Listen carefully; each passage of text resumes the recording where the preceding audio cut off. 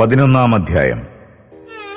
അനന്തരം ആത്മാവ് എന്നെ എടുത്ത് യഹോവയുടെ ആലയത്തിൽ കിഴക്കോട്ട് ദർശനമുള്ള കിഴക്കേ പടിവാതിൽക്കൽ കൊണ്ടുപോയി. പടിവാതിലിന്റെ പ്രവേശനത്തിങ്കൽ ഞാൻ 25 പുരുഷന്മാരെയും അവരുടെ നടുവിൽ ജനത്തിന്റെ പ്രഭുക്കന്മാരായ അസൂരിന്റെ മകൻ യയസന്യാവേയും ബെനായാവിന്റെ മകൻ പെത്തല്യാവേയും കണ്ടു. അവൻ എന്നോട്, മനുഷ്യപുത്ര, ഇവർ ഈ നഗരത്തിൽ നീതികേട് നിരൂപിച്ച് ദുരാലോചന കഴിക്കുന്ന പുരുഷന്മാരാകുന്നു. വീടുകളെ പണിവാൻ സമയമടുത്തിട്ടില്ല. ഈ നഗരം കുട്ടകവും നാം മാംസവുമാകുന്നു എന്നവർ പറയുന്നു. അതുകൊണ്ട് അവരെക്കുറിച്ച് പ്രവചിക്ക. മനുഷ്യപുത്ര, പ്രവചിക്ക എന്ന് കൽപ്പിച്ചു. അപ്പോൾ യഹോവയുടെ ആത്മാവ് എന്റെ മേൽ വീണ് എന്നോട് കൽപ്പിച്ചത്, നീ പറയേണ്ടതെന്തെന്നാൽ, യഹോവ ഇപ്രകാരം അരുളിച്ചെയ്യുന്നു, ഇസ്രായേൽ ഗൃഹമേ, നിങ്ങൾ ഇന്നത് പറഞ്ഞിരിക്കുന്നു. നിങ്ങളുടെ മനസ്സിൽ തോന്നുന്ന കാര്യങ്ങളും ഞാൻ അറിയുന്നു. നിങ്ങൾ ഈ നഗരത്തിൽ നിഹതന്മാരെ വർദ്ധിപ്പിച്ച് വീഥികളെ നിഹതന്മാരെ കൊണ്ട് നിറച്ചുമിരിക്കുന്നു. അതുകൊണ്ട് യഹോവയായ കർത്താവ് ഇപ്രകാരം അരുളിച്ചെയ്യുന്നു, നിങ്ങൾ ഈ നഗരത്തിന്റെ നടുവിൽ ഇട്ടുകളഞ്ഞ നിഹതന്മാർ മാംസവും ഈ നഗരം കുട്ടകവുമാകുന്നു. എന്നാൽ നിങ്ങളെ ഞാൻ അതിന്റെ നടുവിൽ നിന്ന് പുറപ്പെടുവിക്കും. നിങ്ങൾ വാളിനെ പേടിക്കുന്നു.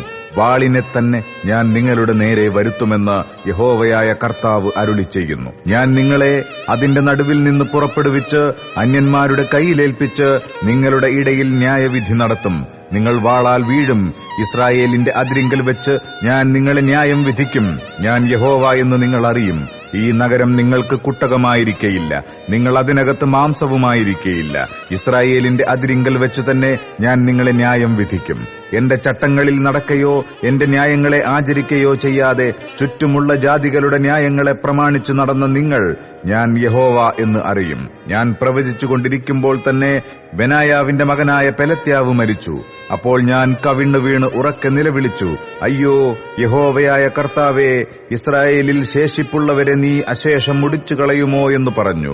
യഹോവയുടെ അരുളപ്പാട് എനിക്കുണ്ടായതെന്തെന്നാൽ, മനുഷ്യപുത്ര, യഹോവയോട് അകന്നു നിൽപ്പിൻ. ഞങ്ങൾക്കാകുന്നു ഈ ദേശം അവകാശമായി നൽകപ്പെട്ടിരിക്കുന്നത് എന്നല്ലോ യെരൂശലേം നിവാസികൾ നിന്റെ ചാർച്ചക്കാരായ നിന്റെ സഹോദരന്മാരോടും ഒട്ടൊഴിയാതെ ഇസ്രായേൽ ഗൃഹം മുഴുവനോടും പറയുന്നത്.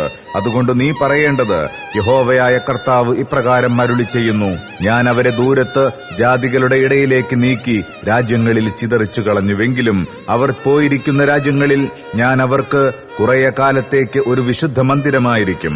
ആകയാൽ നീ പറയേണ്ടത്, യഹോവയായ കർത്താവ് ഇപ്രകാരം അരുളിച്ചെയ്യുന്നു, ഞാൻ നിങ്ങളെ ജാതികളിൽ നിന്ന് ശേഖരിച്ച് നിങ്ങൾ ചിതറിപ്പോയിരിക്കുന്ന രാജ്യങ്ങളിൽ നിന്ന് കൂട്ടിച്ചേർത്ത് ഇസ്രായേൽ ദേശം നിങ്ങൾക്ക് തരും. അവർ അവിടെ വന്ന് അതിലെ സകല മലിനബിംബങ്ങളെയും മ്ലേച്ഛ വിഗ്രഹങ്ങളെയും അവിടെ നിന്ന് നീക്കിക്കളയും.